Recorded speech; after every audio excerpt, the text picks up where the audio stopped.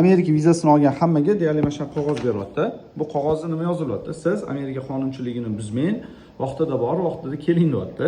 Agar siz vaqtida borib kelmasangiz, sizni kelajakdagi vizalaringizga yoki Amerikadan deport bo'lishingizga va eng muhim joyi qolgan o'zbeklarga ham ta'sir qilishi mumkin degan narsani yozib qo'yapti bu yerda. Xo'p, mana kecha intervyu kirgan edilar bitta mijozimizda, bugun pasportlarini viza bilan oldi. Endi Amerika elchixonasi intervyu kirishingizdan oldin siz haqingizda ma'lumotlarni tekshirib, o'rganib chiqadi. Lekin bu 100% siz haqingizda ma'lumotlarni biladi degani emas.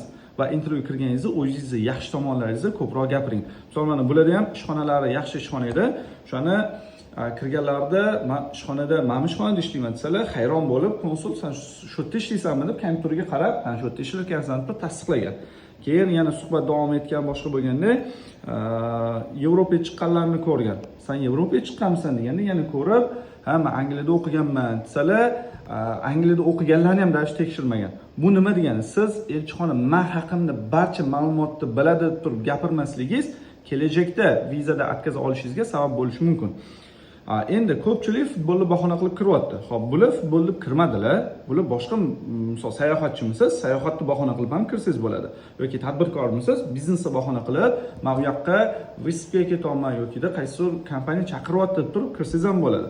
Hozir futbolni bahona qilib kirganlar, men bilganim, qo'lda bileti bo'lsa ham 90% dan oshig'i atkaz olib chiqyapti. Shuning uchun to'g'ri sabab tanlab, o'zingizni holatingizdan kelib chiqib, AQSh elchixonasiga topshiring.